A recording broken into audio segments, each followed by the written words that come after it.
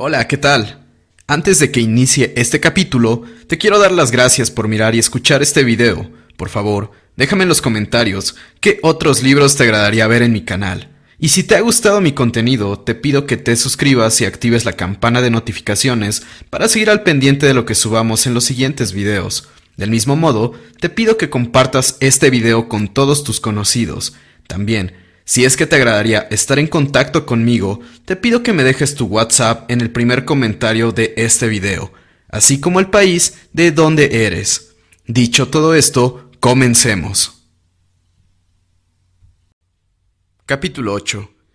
El ministerio del hermano Durham en Los Ángeles. Aproximadamente una semana antes de que yo volviera, el hermano Durham comenzó a realizar reuniones en la vieja obra misionera de Azusa. Fue enviado por el Señor desde Chicago con un mensaje para los santos pentecostales en Los Ángeles. Primero, se le había negado una audiencia en la iglesia del Aposento Alto, por lo que fue a Azusa. El hermano Seymour estaba de viaje por el este. Durham comenzó a hacer reuniones y los hermanos se agolparon en el viejo lugar y lo llenaron nuevamente con elevadas alabanzas a Dios. Esto fue lo que el Señor nos había hecho saber a 3 de nosotros más de un año antes. Mientras orábamos, yo había vuelto justo a tiempo para verlo. Dios había vuelto a reunir a muchos de los viejos líderes de Azusa, trayéndolos de muchas partes del mundo a Los Ángeles, evidentemente para esto. Muchos lo llamaron el segundo aguacero de la lluvia tardía. El domingo, el lugar estaba atestado de gente y 500 personas debieron quedar afuera. La gente no dejaba sus asientos entre reuniones por temor a perderlos. Con esto, la iglesia del Aposento Alto perdió su base de un día para otro. El líder había abusado de su privilegio, así como los hermanos. Él también le había fallado al Señor en otros aspectos. El Señor puede librar a cualquier hombre o iglesia si se obliga a hacerlo. Pero no podemos abusar persistentemente de nuestro privilegio, destruir a los profetas de Dios y creer que finalmente escaparemos de las consecuencias. Grande fue la caída de la iglesia del Aposento Alto. El líder había sido muy usado por Dios en un tiempo, pero Dios tenía otro lugar, otro hombre y otro mensaje listo. Él nunca deja desamparado a su verdadero rebaño. La nube se movió hacia otro lugar y los santos con ella. El fuego comenzó a caer sobre la vieja Azusa, como en el principio. Yo asistí a estas reuniones con gran interés y gozo. El Señor también me bendijo mucho en Octava y Maple, que seguía funcionando. Lake Avenue en Pasadena, la pequeña iglesia metodista en la que Dios había obrado en forma tan bendecida en 1905, ya hacía tiempo que se había vuelto pentecostal. Sigue siendo ocupada por los pentecostales al tiempo de escribir estas líneas. Nos mudamos a Long Beach poco después de mi regreso. Mi familia necesitaba desesperadamente un cambio. Después de estar en la calle Gless, nos invitaron a ocupar un hermoso hogar de descanso en la calle Short 323, amueblado, muy cerca de la playa. Era una proposición privilegiada.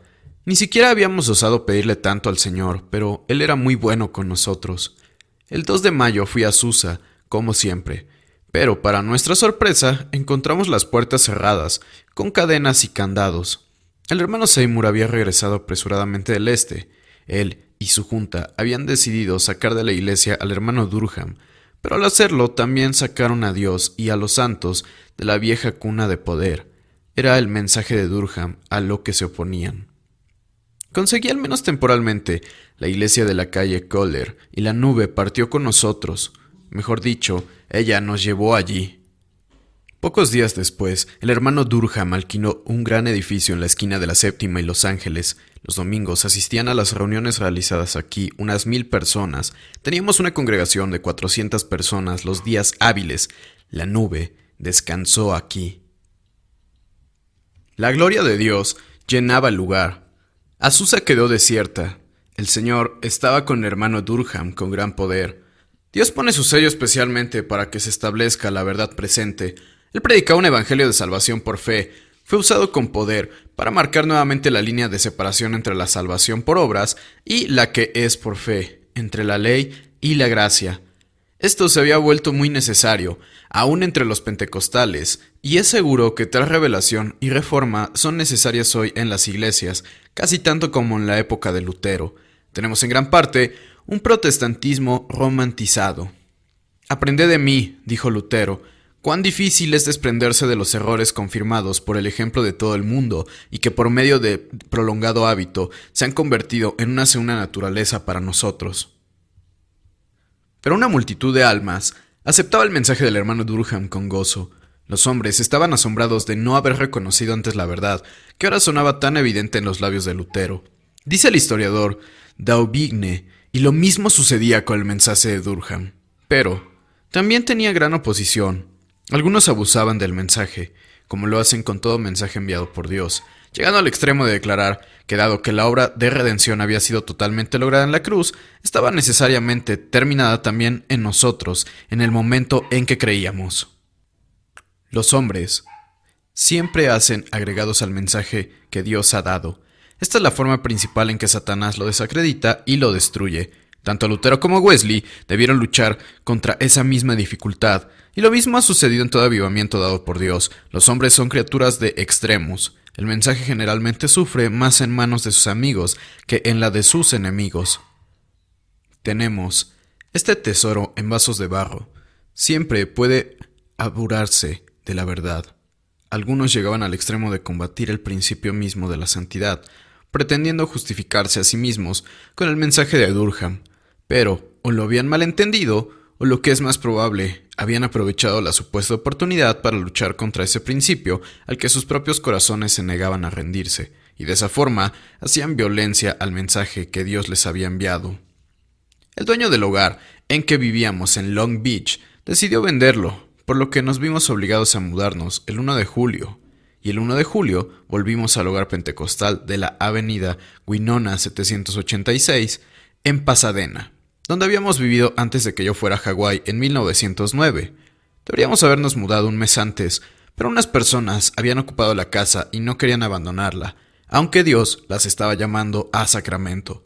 Al negarse a obedecer a Dios, nos obligaban a nosotros a estar en otro lugar, y esto causó mucho sufrimiento a nuestro alrededor. Más tarde, confesaron su error. De esa forma, no cumplieron la voluntad de Dios para ellos. Salieron del curso de los eventos señalados divinamente y sufrieron mucho, además de hacer sufrir a otros. El dueño de la casa en la playa insistía en que la desocupáramos, pero no teníamos a dónde ir. Dios no quería que estuviéramos alejados de... Nunca sabemos cuánto hacemos sufrir a otros cuando nosotros mismos le fallamos a Dios. El Señor había bendecido nuestra estadía en Long Beach, pero ahora nos quería en Pasadena. Poco después de volver a Pasadena, tuve un horrible ataque de hemorroides y estuve postrado durante días, sufriendo terriblemente. Luego, de intensas oraciones, el Señor me libró. Mi sistema nervioso estaba muy afectado. Yo estaba bajo una gran tensión en mis centros nerviosos y en el cerebro. El pequeño John también sufrió un espantoso ataque de convulsiones. El diablo trataba de matarlo. Luego de que oramos, el Señor libró su vida muchas veces del diablo. El año 1911 fue maravilloso en Los Ángeles. La batalla era claramente entre las obras y la fe, entre la ley y la gracia. Gran parte del poder y la gloria de la obra misionera de Azusa en los viejos tiempos volvió a nosotros.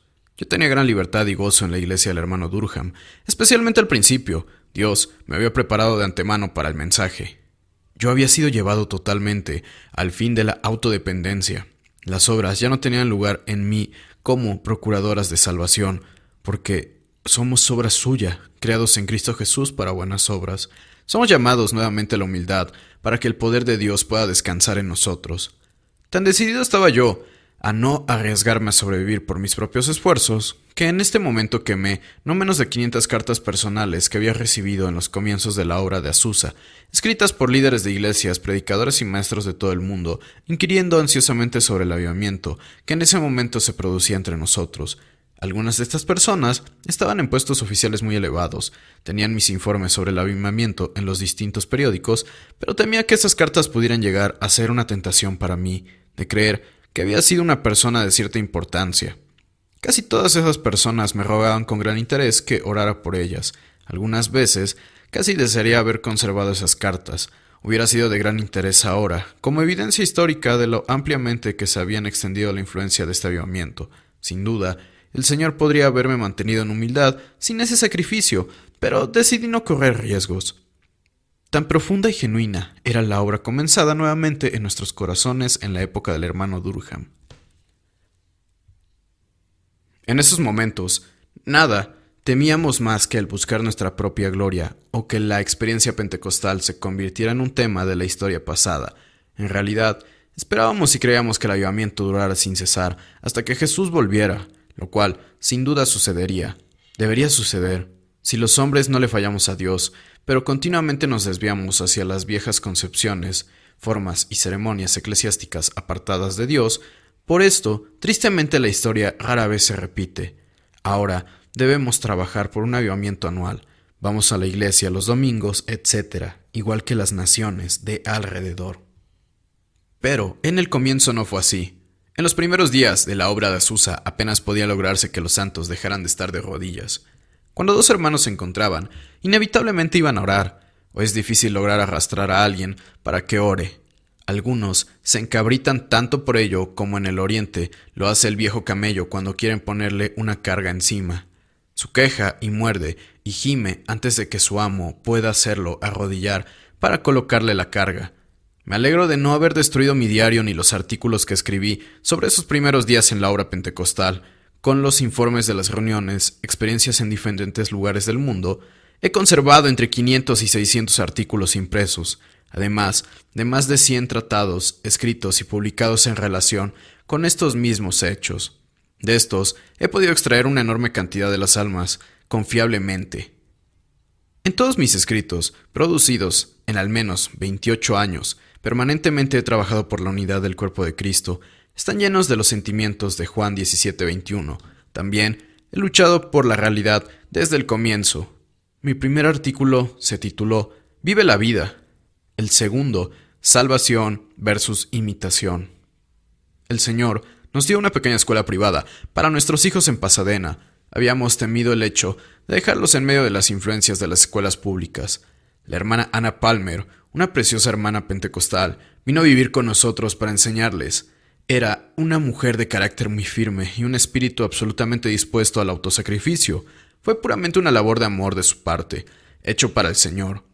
Algunos de los niños vecinos también aprovecharon esta oportunidad. Estuvimos muy agradecidos por esto, especialmente nuestra de la misericordia de Dios es lo que vivimos en esos días. Aproximadamente en este tiempo, tuve una poderosa manifestación del Espíritu en la iglesia de Lake Avenue. El poder de Dios vino sobre mí un domingo por la mañana. Mientras estaba sentado en medio de la reunión, el Señor me había dado un poderoso mensaje mientras iba hacia la reunión. El hermano Ansel estaba comentando la palabra. Lo que él decía era bueno, pero no tenía ninguna unción especial. Repentinamente, el Señor me ungió para que predicara mi mensaje. Dudé, ya que el hermano Post estaba cargado para la predicación. El Espíritu me atravesó como una espada y me levantó de la silla. Corrí por el salón gritando con todas mis fuerzas, pero luego volví a sentarme. No quería interferir con el que estaba hablando. El mensaje me estaba consumiendo. Yo había dudado demasiado. Dios quería que lo anunciara en ese momento. El Espíritu me golpeó nuevamente y casi me hizo caer de la silla. Entonces supe que debía obedecer a Dios. Me levanté y hablé con el hermano Post, quien muy amablemente me cedió la palabra. Proclamé el mensaje con gran unción. ¿Cuántas veces le he fallado a Dios al no obedecerle en circunstancias similares? Esta vez parecía que Dios me mataría si no lo obedecía. Tenemos que aprender que el temor a lastimar a los hombres, más de lo que tememos a lastimar a Dios, requiere de gran obediencia para poder ser útil en esas circunstancias. Muchas veces ministré, con gran bendición, en la iglesia del hermano Durham. Ese verano también escribí y publiqué un librito llamado Cuadro Profético que me dio el Señor. 3,000 ejemplares me costaron $35. Él proveyó los medios. En septiembre nos mudamos de Winona a Altadena. Nuestro hogar estaba en la calle Pine. Aquí abrimos una pequeña escuela con la señorita Palmer como maestra. Otros niños del vecindario comenzaron a asistir. Pasamos grandes penurias económicas. Una hermana me dio $25 en respuesta a constantes oraciones. Comencé a sentir el fuerte deseo de salir nuevamente a servir activamente al Señor. Hice un corto viaje a San Diego, donde prediqué 9 veces con gran bendición. Luego hice un viaje por más hasta Oakland, donde tuve a cargo algunas reuniones con gran provecho y bendición. Desde allí Pasé a Stockton, donde prediqué 2 veces en un campo muy duro. El espíritu no estaba en profundidad allí. Al volver a casa, seguí trabajando en la iglesia del hermano Durham. La oposición contra el hermano Durham era muy fuerte y finalmente él se sintió tentado a devolver el golpe. Sentí que esto no era del Espíritu de Cristo, aunque Durham estaba bajo una gran provocación. Posiblemente muy pocos fueran capaces de soportar exitosamente una prueba tal. Finalmente, dejé la plataforma, dado que no quería defender un espíritu de venganza. Sentía que debía mantenerme lejos de las luchas y controversias carnales, pero el Señor había usado maravillosamente al hermano Durham. Él lo había enviado a Los Ángeles. Posiblemente su obra ya estuviera cumplida. Si se hubiera quedado mucho tiempo más, su victoria podría haber sido destruida. Su palabra estaba convirtiéndose casi en ley para las iglesias pentecostales, casi hasta llegar a la costa del Atlántico. El periódico que estableció, en conexión con la iglesia, comenzó a tomar especialmente la naturaleza de una controversia carnal, combatiendo la teoría de la segunda obra de la gracia. El Señor me mostró que estaba a punto de tener este espíritu. También, tener demasiado poder es malo para cualquier hombre. El hermano Durham escribió las siguientes observaciones sobre la obra algún tiempo antes de morir, que son de tal vital importancia que nos sentimos movidos a reproducirlas. Se está produciendo una gran crisis. Los hombres no ven el plan de Dios en el actual movimiento pentecostal. Es necesaria una revolución total que los sacuda. No quieren ver aquello por lo cual han trabajado tanto para construirlo, destrozado, pero para que los planes de Dios puedan llevarse a cabo, antes deben ser dejados de lado los planes humanos. Ellos no ven que Dios, habiendo aportado de sí todo plan humano, está comenzando a obrar según su propio plan. Dios revela su verdadero plan a tantos que jamás consentirán en que la obra actual se convirtiera en una secta. El pueblo de Dios simplemente no se dejará engañar por organizaciones humanas otra vez. Dios ha derramado su espíritu nuevamente, de tal manera que Jesús sea glorificado. Todos los movimientos pasados han resultado en la promoción de uno de los hombres o más, o posiciones de honor. El Espíritu Santo siempre exalta a Jesús y su preciosa sangre, mientras Él es exaltado y predicado con fidelidad. Dios restaura el poder de los viejos tiempos, pero no todo ha sido restaurado aún. Al no ver el plan de Dios, los hombres no han cumplido con las condiciones y por lo tanto no han recibido todo lo que Dios tiene para ellos. Muchos han querido adelantar a Dios. Poco después de que Dios me llenara, su espíritu descansó firmemente sobre mí una mañana y Dios me dijo: si eres lo suficientemente pequeño, podré hacer cualquier cosa contigo. Un gran deseo de ser pequeño, sí, de ser nada, se apoderó de mi corazón, pero ha sido, tan duro. Mantenerme lo suficientemente bajo para que Él pueda en verdad trabajar por medio de mí. Y Él solamente me usa cuando yo soy pequeño a mis propios ojos y realmente humilde a sus pies. Cuando siento que debo hacer algo, siempre me deja fracasar, pero cuando estoy a sus pies y siento que no soy nada y que Él es todo, y por consiguiente solo confío en Él, Él hace su obra en una forma tan hermosa que es maravillosa para mí. Dios no está tratando de construir otra cosa o de hacer algo que haga grandes y poderosos a los hombres, sino de llevar a todos los hombres a hacer nada y de hacer la obra por el poder del Espíritu Santo.